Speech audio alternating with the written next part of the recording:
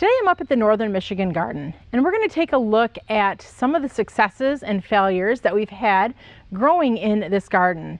So this garden, the original garden here behind me, was planted up in 2020, and the various beds along the way that we're going to take a look at today have been planted kind of every year since then. So the gardens are anywhere from brand new 1-year-old gardens to 4-year-old gardens. We're gardening in more of a part shade location. We do get sun at the end of the day, especially in the garden behind me, but we're also growing in dry shade. So there's a lot of sand in this area, so not a lot of moisture is being held in these beds. So we're going to look at some of the varieties that we've planted, the ones that have looked and worked well, others that maybe haven't done as well, and what we are doing as far as the water for these various beds, how often they're getting watered, and what type of a watering system we may be using. So let's go ahead and take a walk through the gardens. The garden in front of me is one of the first gardens we put in when we got this property. There was a huge pine tree, some daylilies, and just a bunch of random perennials that were spreading everywhere and didn't look good. So we got that all ripped out of here, and Rod had a thought for what he wanted in this space. So in this space, it's seen from the lakeside, as you can see out there, but this space is also a space that we are looking down on from up in the upper level of the cottage. So the upper level is actually more the living area, the bottom level is the sleeping area. So when we are looking out, we're looking out from those 3 windows there on the top. So we wanted to make for sure that the space was nice to look down on, but also very visible from the lakeside. So right up in front, we wanted to do annuals, and the last few years we've tried a few different things, and this year we've kind of settled on sun patiens. And I shouldn't say settled, because that's definitely not the case. I'm loving what we did here with the sun patiens this year. We've tried supertunias, and they did okay, but supertunias need a lot of fertilizer, and since we're not here, enough to pay attention to how much fertilizer they're getting, they didn't do great. But the sun patiens have done fantastic and have filled out just beautifully in this space. Now, I know this may seem a little silly, but when I planted them this year, I did purposefully choose red and white to go with the blue cottage to give kind of that patriotic feel. Now, Rod was saying we could probably just plant all red next year because the white and the blue are up there on the cottage. But then my argument was, I think I like the every other look because it really just kind of makes the color next to it pop more. So we'll see what ends up next year. But these are the compact red and compact white sun patiens. And you can see they've filled out just beautifully next to each other and formed just a beautiful border. So from where I'm standing right now, because they are fairly tall, they're about 24 inches tall, you don't see a lot of the plants behind it, but that's okay, because when you're looking bottom up and you're further away from the house, you are able to see all of the beauty behind it. And definitely from the top down, you're getting a gorgeous view. Now, we didn't want to put plants in this area that were too tall either, because obviously we didn't want to block the view, which none of these plants would do. There was a pine tree in here, as I mentioned before, and that was like right in front of the window and absolutely blocking the view. So what did we do? We had to keep in mind deer resistance, and some of these plants are not deer resistant, but because of the location of this bed, it's fairly hard. I shouldn't say fairly hard. Deer can get anywhere they want, really, but it's not easy for the deer to get into this space. So along the back wall there, we put some bobo hydrangeas. Now the bobo hydrangeas got a little dry this year, so they are looking just a little bit kind of sad. They didn't bloom super good either because they were a little bit dry. So we'll have to make sure we get more water in this area next year. I had mentioned this is kind of more of a dry shade area. The sun shows up around 2 o'clock here, but we do have drip irrigation tubing running through this bed. And here actually is evidence of it. So it's just brown drip tubing that's about 18 inches apart that runs back and forth through the space that we have hooked up to timers that will drip. I think he's got them going every day. So the back we had the bobo hydrangeas.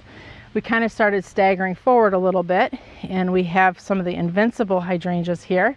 This is the Invincible Ruby, and there are 4 of them in here. And we did the 2 different type of hydrangeas. That way we have color at different times. So Bobo blooms a little later, Ruby blooms earlier. And even though Ruby is done blooming right now, the spent blooms still add a lot of texture and interest into this garden bed. We also put some of the Pugster butterfly bush in because they are so fragrant and they smell amazing. And you can see they've done very well. And this also fits in really nicely with our red, white, and blue theme. So there's, I think, 5 Pugster butterfly bush that are in this space. I'm trying to get in the space a little bit to show you, but there's so many plants it's a little hard to walk around. We also did a drift in here of coneflower, and here's a few of them in front of me that are done flowering at this point. But we did a drift. We started at the far end of the bed and just kind of drifted them through here. We grabbed every single color coneflower we had because I wanted it to be just a nice mixture of color. Also in this bed we have some phlox, some creeping phlox, which we can't see because it's all covered up right now with the thick foliage of the annuals and these perennials, but those are early season color, along with some of the opening act phlox, which again are all covered up by the foliage, but those 2 are the early color for the season. We don't need a ton of early color in this space because, to be honest, we don't get here early, so we wanted to focus more of our color attention on later, mid and later summer. So that is what we really get to enjoy. Now we did poke a few other sun patiens in. You're seeing that tropical rose there, and those really did nice, giving consistent splash of color into this bed, because as you know, perennials and shrubs, they cycle, and we wanted to have just some consistent pops of color because, I don't know, I love consistent pops of color in a garden, and you need to do that with annuals when you're mixing them in with perennials and shrubs. We do also have some grass in here, just a few grasses, just to give some of that fall interest, and they're just starting to plume at this point. In this space, the hanging basket we wanted to use would be something that didn't take a lot of water. So we chose the Dipladenia, and it did take a while for this Dipladenia to start to flower, like probably almost July 1st.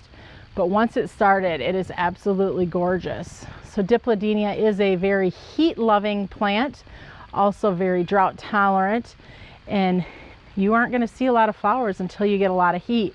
And I did have a couple people email me earlier this summer and say, my Dipladenia is just not blooming, what's wrong? And I said, just hold on, it'll bloom. You got to just wait to have enough heat for it to find its time to shine. Once it does, you're going to be absolutely delighted.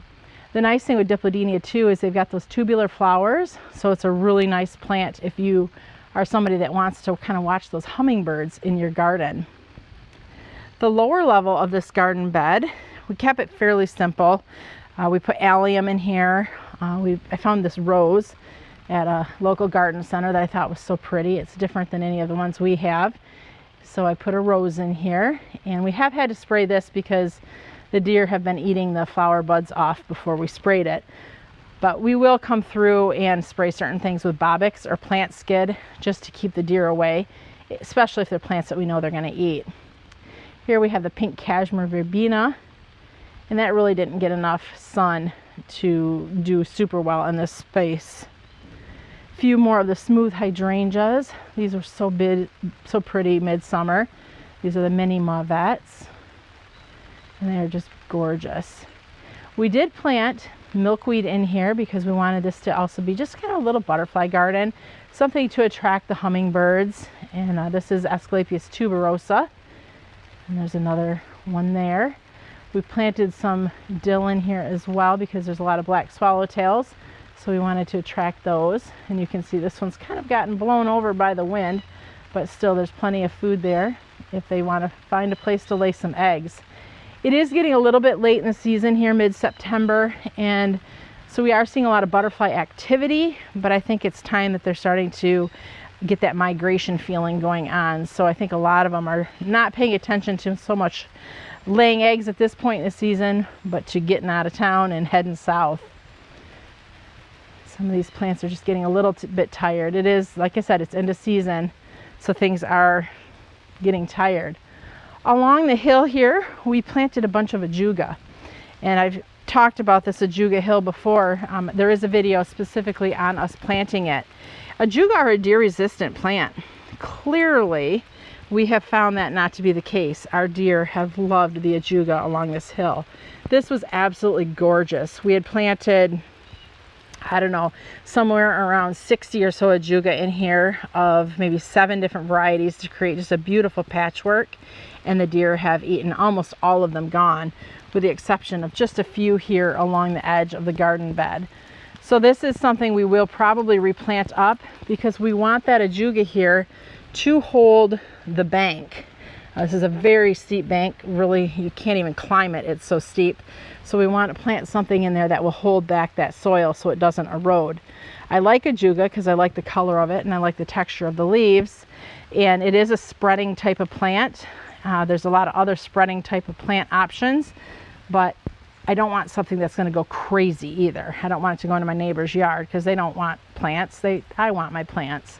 So I'm thinking we'll try to do ajuga again, and maybe we'll just have to spray it again with that Bob-X while it's getting established to help hold that bank. This garden here was phase 2. So this one, I think it was 2021 that we put this garden in, and this one Rod was a little bit more intentional about choosing deer resistant plants, but not entirely.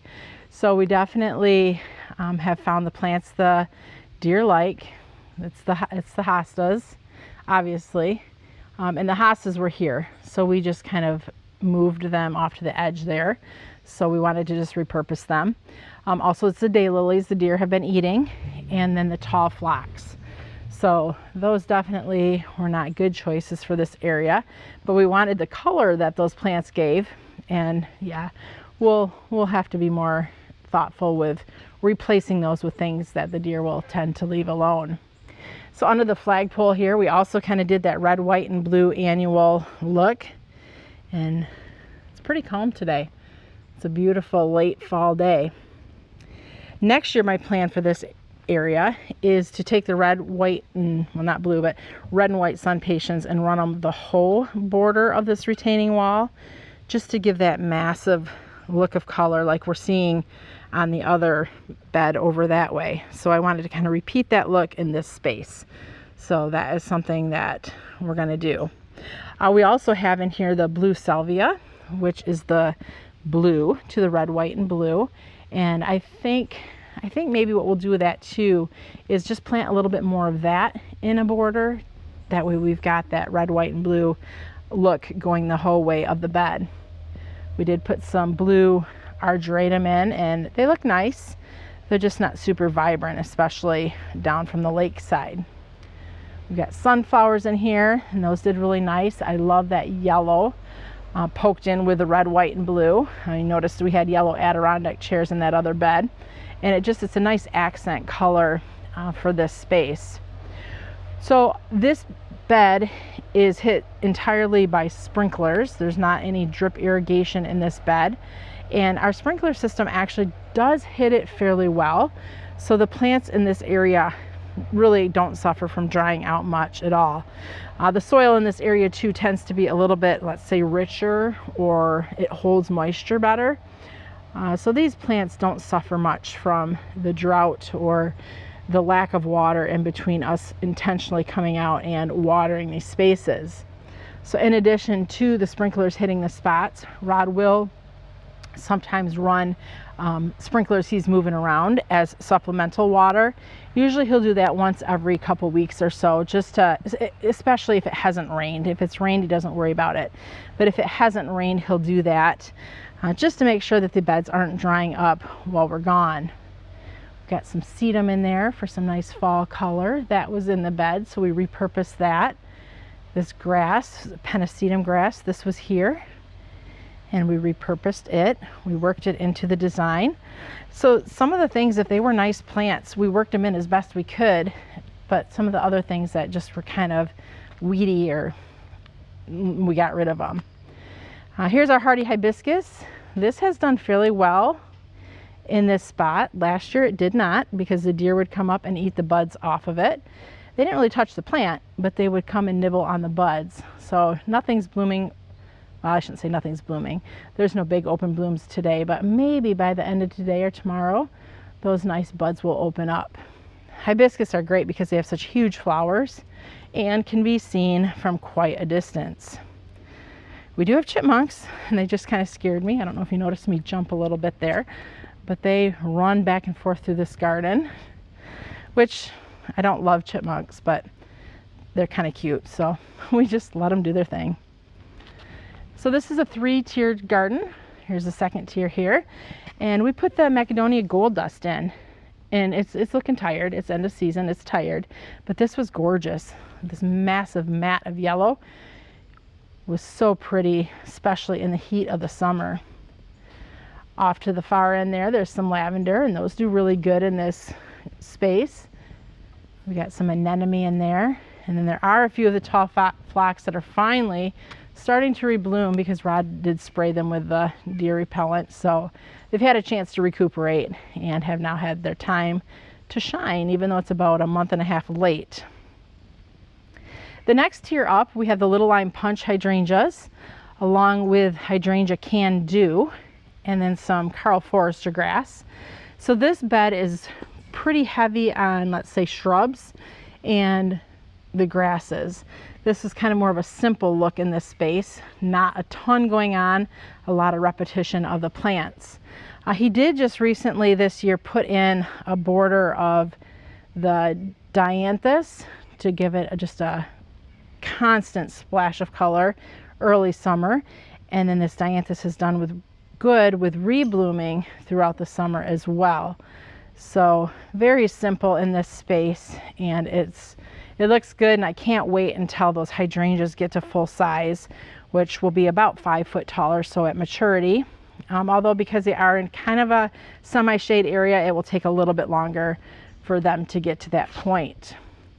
Now we did put some can do in here because I don't have a lot of the panicle hydrangeas in any of my gardens, because over the years they haven't done much. But with these new Let's Dance, Can Do, and Ariba, I've added them in a few spots here and at the garden center just to see how they would do, and they have done fantastic. So they bloom reliably, which is huge, especially for us in Michigan, and then they rebloom reliably. You can see there's a fresh new bud here, and they're quick to rebloom. So it's not like you're waiting all summer for the next show of color. It's quick to appear. So it's a great hydrangea, and if I'd have to say, if you ask me what's my favorite hydrangea at this point, it would be Ariba and Can Do, part of the big leaf hydrangea family. So that would be my recommendation as of now. We're going to head on up to the front and see how those beds are doing as well. As we head up to the front, let's take a look here at this little project that Rod did last year. So again, this is for erosion control. He planted some ajuga along the side of the drive here to hold those wood chips in the soil in place, and they're doing really nice. And then the next little section here, he did the Hacklin Acloa all gold grass along with the corbels, same color pattern but different plants, and those two have done really well. The only water they get is rainwater or runoff that may come down the hill from when the underground sprinkling is going on, and they are doing fantastic. Continuing our way up the hill, these two little beds here have done good. The flowers are all faded now. There was the opening act phlox.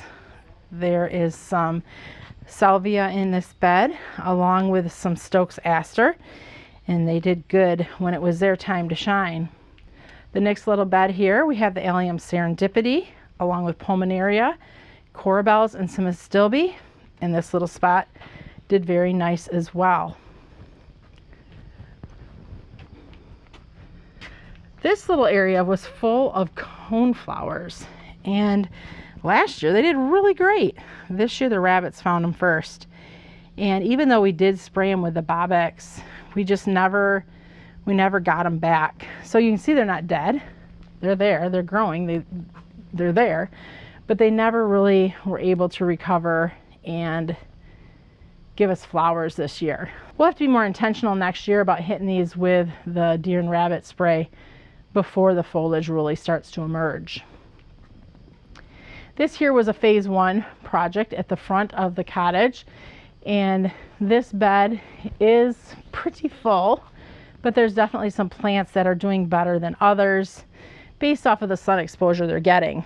So you can see that the sun patients are loving life.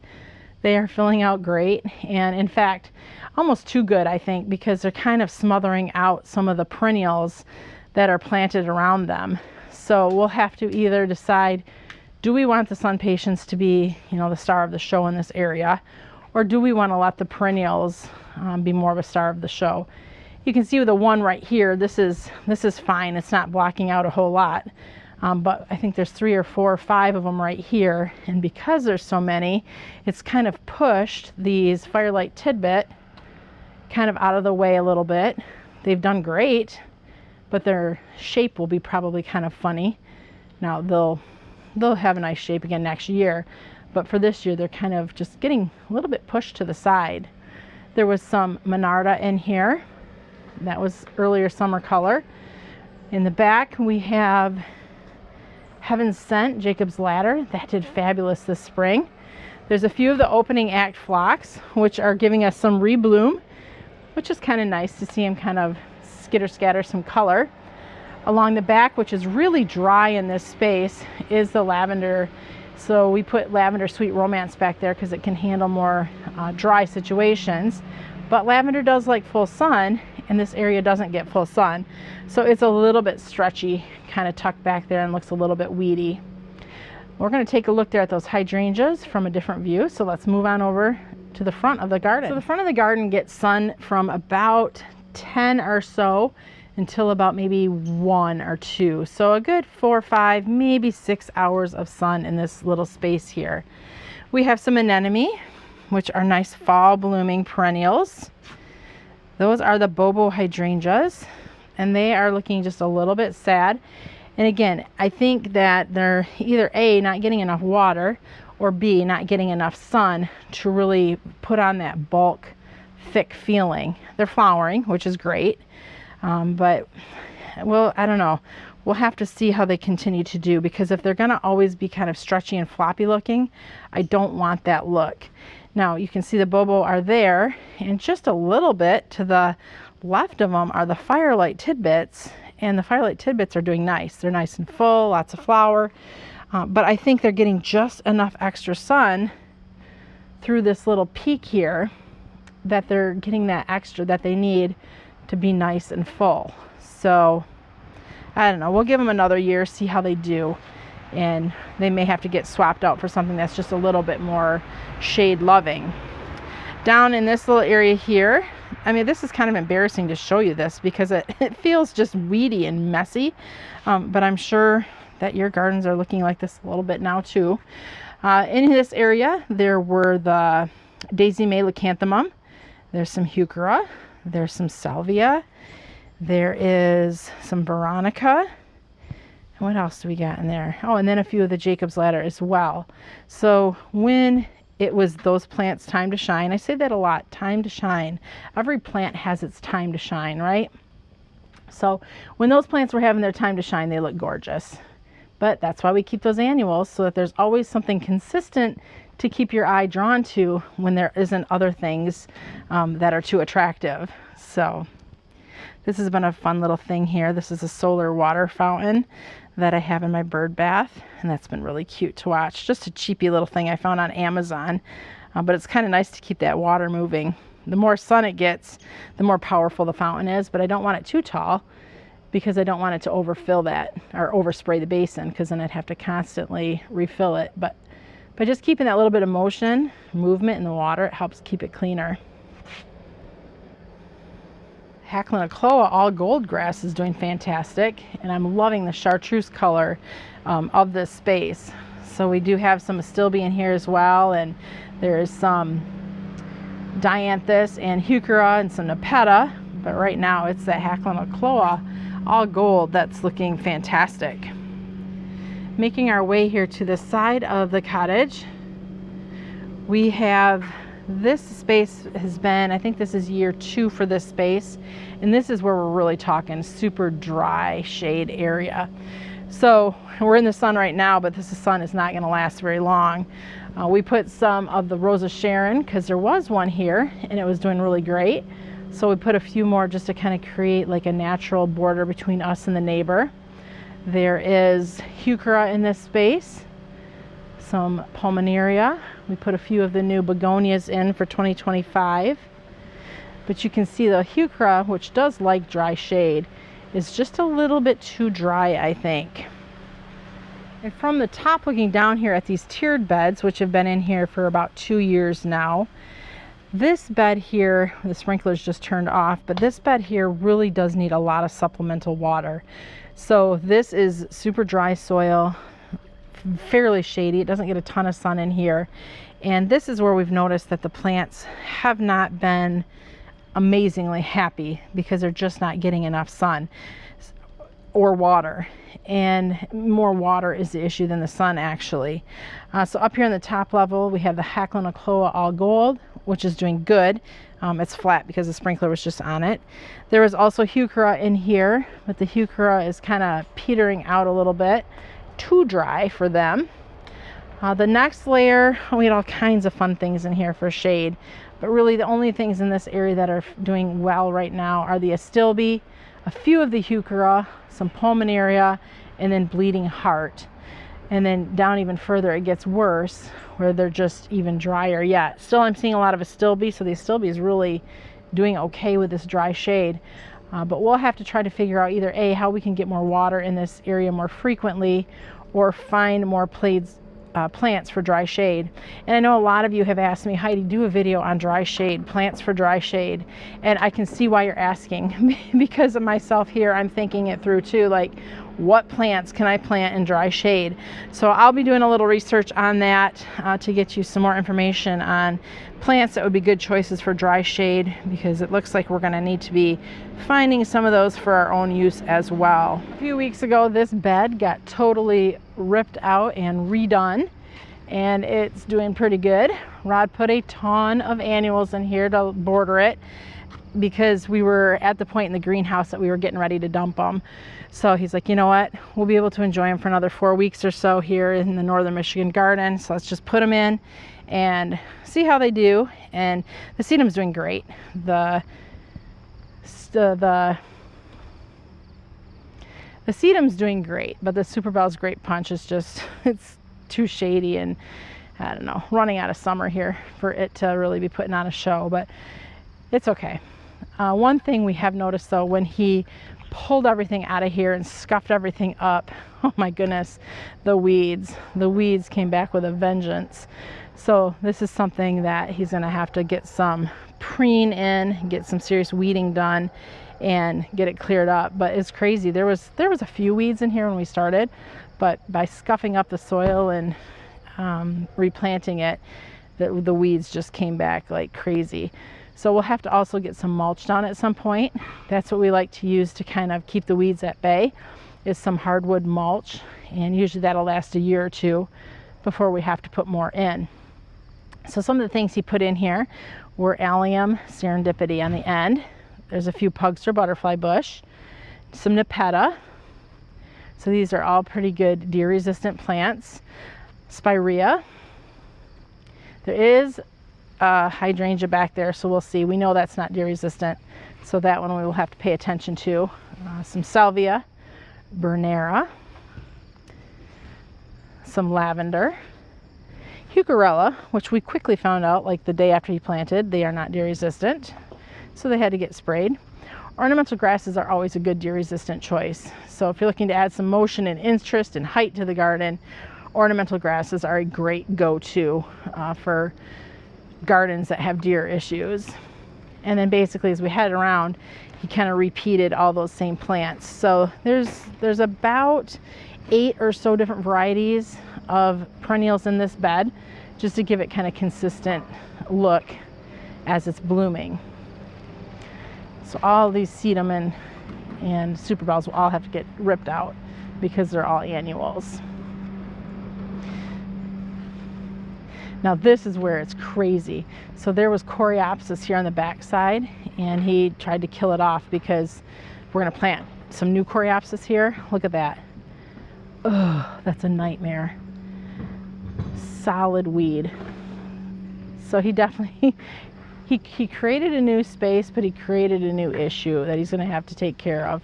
So we're not exempt from weeds in our garden. People always ask, how do you keep your garden so free of weeds? The answer is we don't. We have the same issues you do in our gardens, and this is a nightmare. So we'll have to get through these before they seed, because obviously once they seed, the nightmare will just be doubled. Thank you for walking through the gardens with me today here up at the Northern Michigan Garden. If you have any questions or comments, please feel free to leave them below. And this is where I am going to ask you for your help. So some of you, I know you are gardening in dry shade and you have your favorite plants that you love.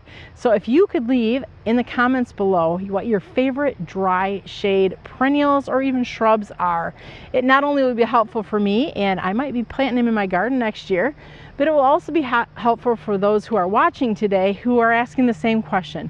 What are your favorite plants for dry shade? Thanks for watching. I'm Heidi from Garden Crossings.